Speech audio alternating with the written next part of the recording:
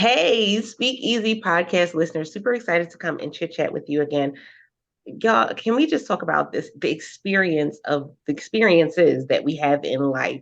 A lot of times we believe that one obstacle, one situation can be the thing that completely stops us in our tracks. And there are so many people in the world that show us that it doesn't have to be that way, that hmm one situation, that one circumstance can actually be what catapults you into something even greater. So, with that being said, I'm super excited about this conversation for today because I know this is going to be one that inspires you. You're going to want to save this one, download it, share it out because this one is going to have some stuff you're going to want to come back to. With that being said, I want to say hello to my guest, Zylo. How are you today? I'm great. How are you? I am doing fabulous. So before we jump into today's conversation, tell the studio audience a little bit about yourself. Okay, well, I'm 47 years old. I went through the windshield of a car when I was an infant, 11 months old in 1976. And that let me grow up with a disability and a brain injury, kind of challenging to understand the world. When your brain is damaged, it has to redevelop things that your brain that someone else's brain wouldn't have an issue with. And these are things that, and I became a realtor. I was the only realtor in the country that listed and sold properties without a car, and lost that on the basis of fraud and corruption and financial exploitation. And so I want to speak to the world about the challenges those with disabilities face because of fraud and corruption, and that disabled people have the right to be respected, um, and a disability shouldn't be there, uh, you know, shouldn't be taken advantage of because of their disability.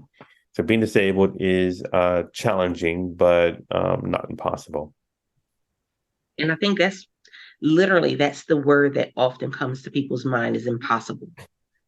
Mhm. And thinking that um and it could be so many different limitations, but people believe that that makes things impossible. So with that being Mhm. said, what switches that around from you looking at life just in general and saying, no, it's not impossible, it's possible. I just have to get started. Well, it's going to the right people, okay? Because like you and myself and other people, we go to other people for advice, and we are going to be rejected, because you're never going to be. And then there's always the next person out there that you'll go to see if they can help you. Because again, without the help of others, it's very, very difficult to get to where you want to be, without the support. And we are all going to be rejected, one way or another. But those disabilities are rejected just because they're disabled, and they're not good enough. And it is a terrible concept to think of unless you're doing bad things. And that's for anybody. Anybody out there that does bad things, disabled or not disabled, they're going to be treated the same way. If you're doing a bad thing and you're disabled, you will go to prison. There's no inferior because you're disabled. But if you're doing good things, you're being taken advantage of because of your disability. That's where you're at a standstill, looking for the right person to help you get to that point. I was a realtor, and I sold over $500,000 in real estate and lost it on the basis of fraud and corruption by somebody else. And it's, I think, I know people listening right now go, it's hard to trust people. It's Yes, it's very. hard to find somebody that not only knows the information that you need, but that you can trust. And I want to have you answer this question because when you've been in that situation of having to go through losing everything or having to shut down a business, having to deal with anything legally, how do you get back to that point of trusting someone to say, again, I'm not going to stay where I am at this moment. there's something else that can happen, but I still have to be willing to trust somebody in order to make that happen. Well, with my situation, my trustee, I had a trustee. I had an irrevocable trust, a trust put together for me, and I trusted them, and they took advantage of me. So now I'm looking for the next person to help me, not help me with my finances, help me speak about the challenges those with disabilities face. So yes, there will be people out there that, there was somebody else, another person I spoke to through the national summit, and they just didn't want. They just hung up the phone while they were talking to me, and I said, "Okay, that's fine." They didn't want to deal with me, and so therefore, I'm not going to think about them or move. I'll move on to the next person. So yeah, I am inferior, but it takes time to find the right person to trust because you're going to them for help. You're not having them come to you for help. That's a valuable statement right there. Because I think that that's another thing that we see a lot of people, they're waiting for the help to come. They're waiting for they're waiting for somebody to show up at their front door uh, with the microphone, with the recorder to kind of just say, okay, what's the story? And Mhm. we actually met through a platform where you were showing up to be able to tell your story, which is so important because if you never show up, people don't know that you even have a story to tell. Right. And so I commend Correct. you for that. I Thank you. I commend do you for that. appreciate that, because I don't have any fear, and that's the biggest issue people have is fear. Um, I wanted to tell my story back in the 90s, my car accident. I lost my mom, not for me. It's just like, well, this is my story and I want to become someone like you, to become successful, not woe is me. And many people out there, they live on the woe is me of life, and which is terrible to live by because the whole world, you're a grown adult. You don't need someone to hold your hand like a mommy, or a daddy. Um, and that's what I learned growing up. You have to learn how to do it yourself. It may be scary, but it doesn't mean you can't do it. It's just you have to um, work on getting it done correctly. Definitely. So now I know also in your bio it talked about you living on your own from teenage years. How did that come about? Well, okay. I left my father when I was 17, okay, because of his abuse, because he was doing, other things. He was abusing me. And I went into Child Protective Services, was over there. And then, so it wasn't me going out at 14 and all of that. It was 17 years old. And fortunately, in this world, in this country, there's Child Protective Services to protect you before you're 18 years old. And then I moved to Florida with to be near my grandparents, and they helped me grow up, go to work, get a job, become successful, work on doing things. And without their support, I would be much different than I am now. You have to be grown up and not think you're bigger and better and you know it all and you're disabled and you can do whatever you want because you're disabled and no one's going to ever touch you. It's a terrible concept to have. And they're the ones that helped me get to that point, with their support, love, and affection. Love that. I know a lot of times social services does get a bad rap when it comes to what they do or what they don't do uh, when it comes to the children around the nation. But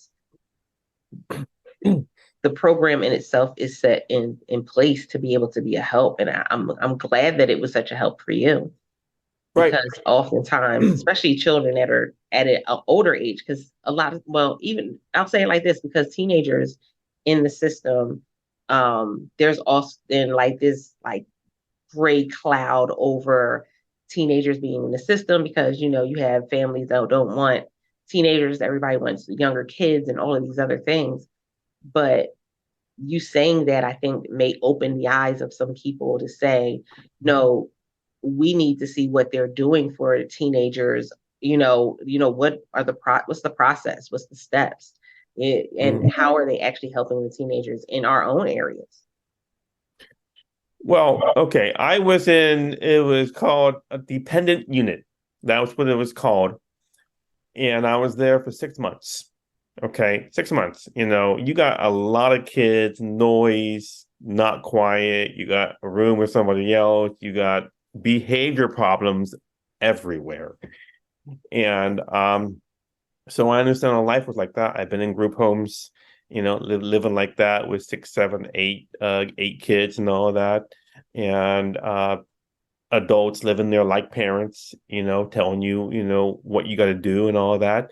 And then when I became 18 in 1993, 94, or 94, I moved to Florida to be near my grandparents, and they helped me understand life and deal with the everyday life that we all deal with now. You don't get up and have mom cook for you. You cook yourself.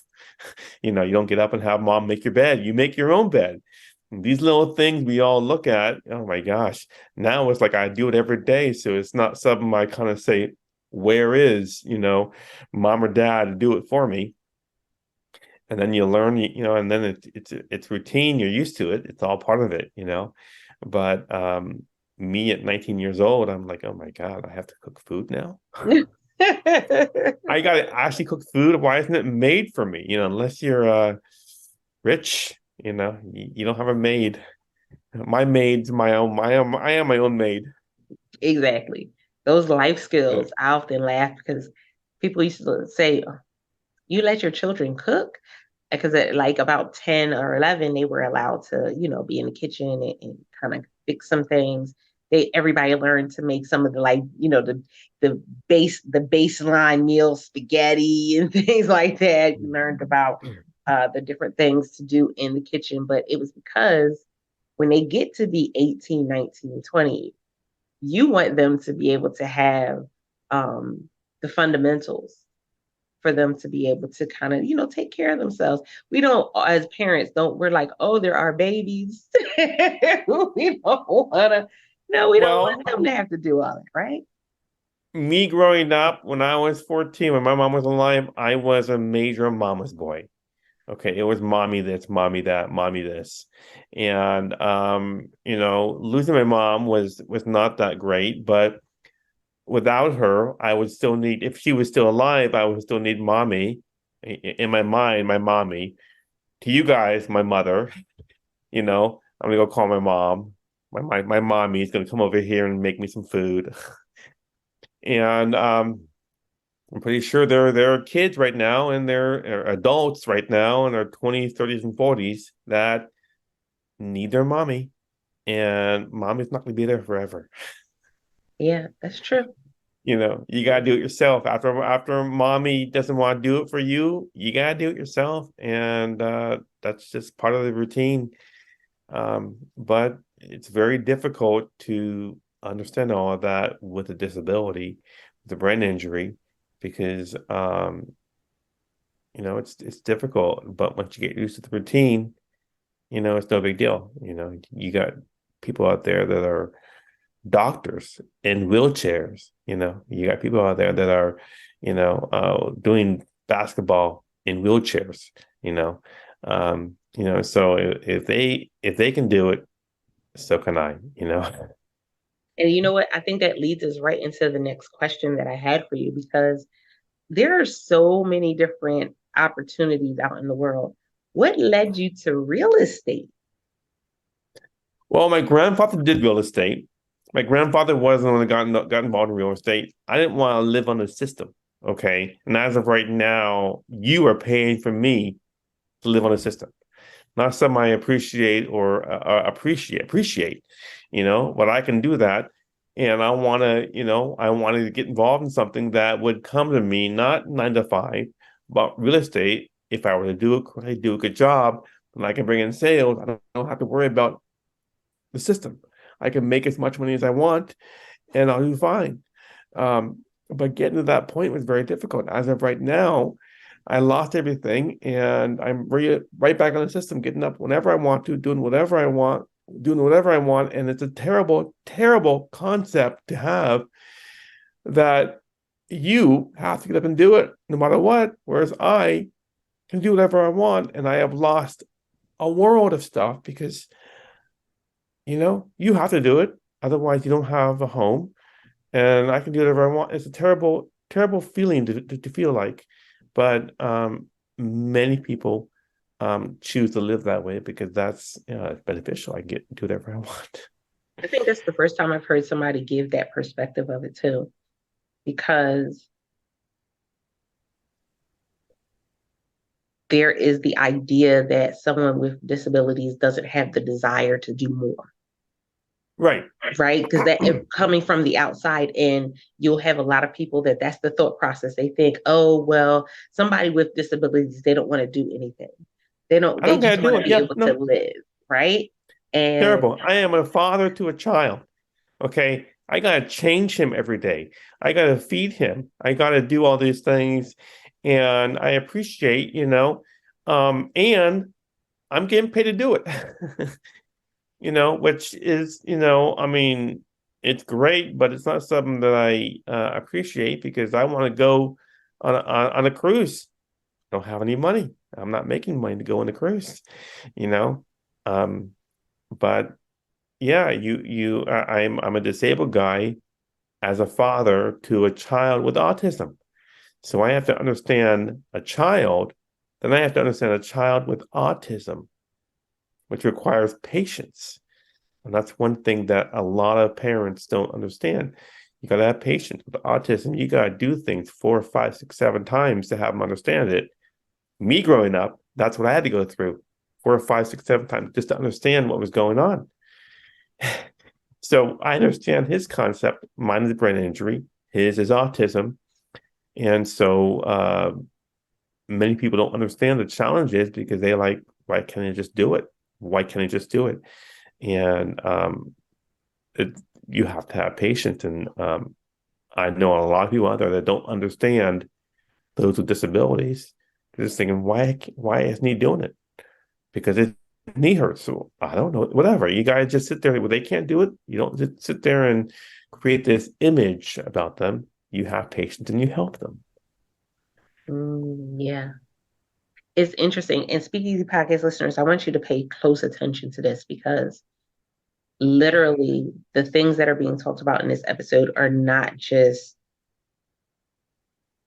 Zylo's experience. Like, this is any entrepreneur's experience where you could be doing something and be taken advantage of. This is an experience where you could start something and be doing it well, and then something shifts and you find yourself at a restart point. You find yourself back at square one. And for so many people, that can be very devastating. It can be, you look at a situation and you see a divorce. Okay, you got a good career. You're an attorney, and now you go into divorce. Now that affects your whole situation. So you get remarried, you go back to your career, and then you go on your way. It happened. It's not easy, but for those with disabilities, I told many people out there, I'm 47 years old. Okay, when I was 17, where am I going? What am I doing? I want to work. I want to become successful. I want to go to college and all of that. And at 47 years old, or at 35 years old, or 40 years old, at 40 years old, I'm back to where I was when I was 17. Not acting 17. What do I do? Who do I go to? Who do I get the advice? And it just doesn't happen like that. You got to figure out who to go to. And if you have 5 doors you got to open, you need 5 keys. If you lose your keys, you can't open the doors. Oh, I love that. Does that make sense? That You makes can't just perfect sense.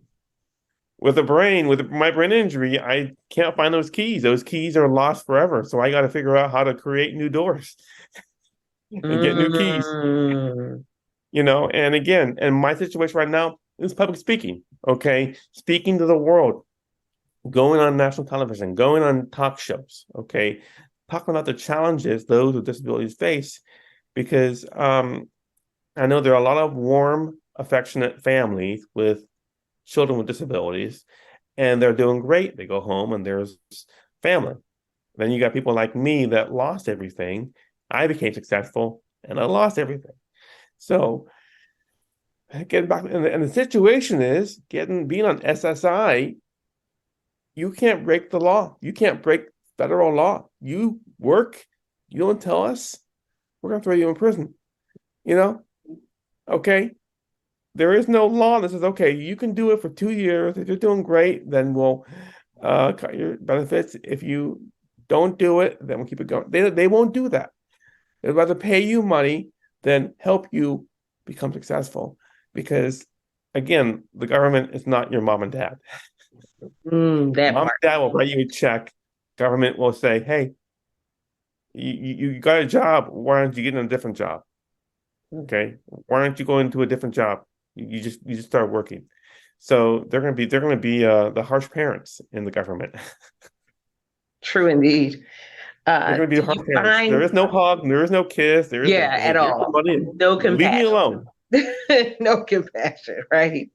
Um, No, so where you are at this moment, I know you talked about, wanting to spread the message of um, what can be done when it comes to those with disabilities, but also where else do you see yourself going? I know when it comes to real estate, that's like a major industry. Do you find yourself wanting to be in another major industry like that?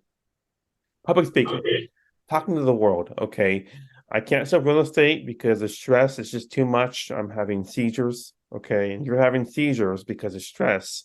Okay. People have nervous breakdowns when they have a hard time at work. Okay. They have a nervous breakdown. They just can't deal with somebody else screaming, whatever. Mine is stress and seizures. Okay. So I don't think I'll be getting back into real estate. You're working at numbers, you're working at documents you're reading, you have to understand what you're doing. Public speaking is more or less about you and yourself. I don't understand, being paraplegic. I don't have that issue. I have a brain injury. So I understand the concept of, and that's what we use. We use our brain. If our brain is not working correctly, we got to figure out how to be able to work it correctly. Go out there and deal with life, deal with society. I Okay. love it. I have another meeting here at 1:30. Can I give my information to have people contact me? Most definitely. Okay. My website, or you can go on my Facebook page, Zylo Marshall Story to the Media and Talk Show. So you just put in Zylo Marshall, Zylo Marshall, and you'll see me on Facebook. You'll see me on LinkedIn. My email address is zylomarshall@gmail.com. You can also call me at 916-501-2626, 916-501-2626. And if you could help me get on national television or talk shows, we can discuss the challenges those with disabilities face. And we need to get a chance to make it out there without being taken advantage of because of our disability. Most definitely. Speakeasy podcast listeners, thank you so much again for listening. And I appreciate it that you guys come back and join the conversation. Let me know how this episode resonated with you by leaving a review on your favorite podcasting platform. Also, connect with me on Instagram at AlexV's Unmuted. You guys, thank you again so much. And until next Yes. time, don't forget to press it out.